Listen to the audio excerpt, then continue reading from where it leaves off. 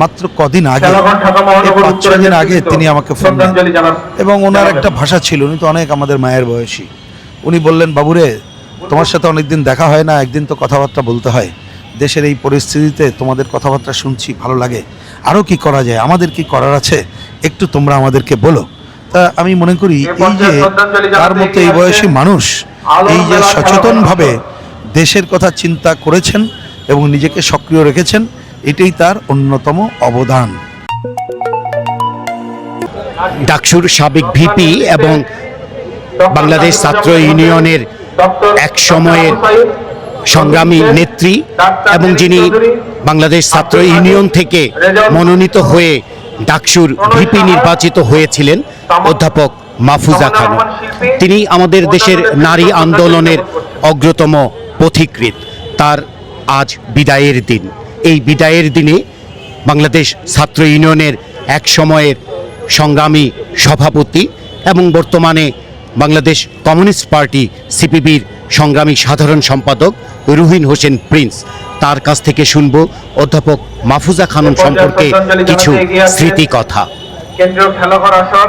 আজকে আমাদের জন্য অত্যন্তম শোকের দিন, কারণ আমাদের প্রিয় মাহফুজা আপাকে আমরা হারাচ্ছি। তো এবার এটাও আমি বলতে চাই, মাহফুজা আপাকে আমরা শারীরিকভাবে হারালেও তিনি আমাদের মাঝে চিরস্মরণীয় থাকবেন। শুধু আমাদের মাঝে না, আমাদের সচেতন মানুষের মাঝে, দেশবাসীর মাঝে তিনি স্মরণীয়। এই যে স্মরণীয় হয়ে থাকাটা মানুষের, এটা নির্ভর করে তার কাজের মধ্য দিয়ে। মাহফুজা আপা যখন কলেজে পড়াশুনো করেন, তখন তিনি সেই পাকিস্তানি স্বৈরশাসনের উত্তাল আন্দোলনে যোগদান করেন নিজেই তার সচেতনতার জায়গা থেকে। বিশেষ করে ছাত্র ইউনিয়নের সাথে যোগাযোগের মাধ্যমে এটা আরও ত্বরান্বিত হয় এবং এটা বোধহয় দেশবাসীর বুঝতে কোনো অসুবিধা হওয়ার কথা না, একটু যদি চিন্তা করে যে ঠিক ওই স্বৈরশাসকের সময়ে ডাকসুর মতো জায়গায় তিনি নিজেকে এমন জায়গায় নিয়ে গেলেন যে তিনি ভিপির পর্যন্ত দায়িত্ব পালন করলেন এবং সফলভাবে করলেন।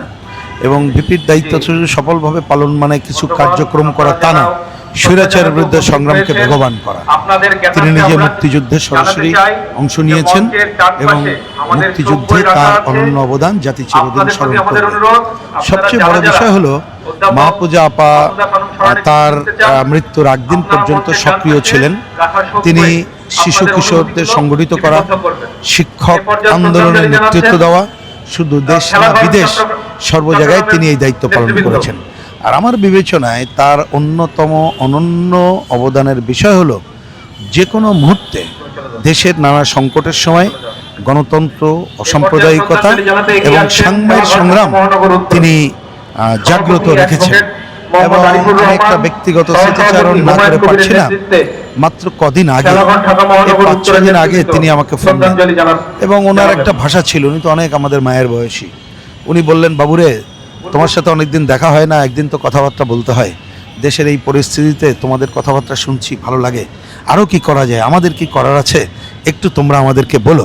তা আমি মনে করি এই যে তার মতো এই বয়সী মানুষ এই যে সচেতনভাবে দেশের কথা চিন্তা করেছেন এবং নিজেকে সক্রিয় রেখেছেন, এটাই তার অন্যতম অবদান।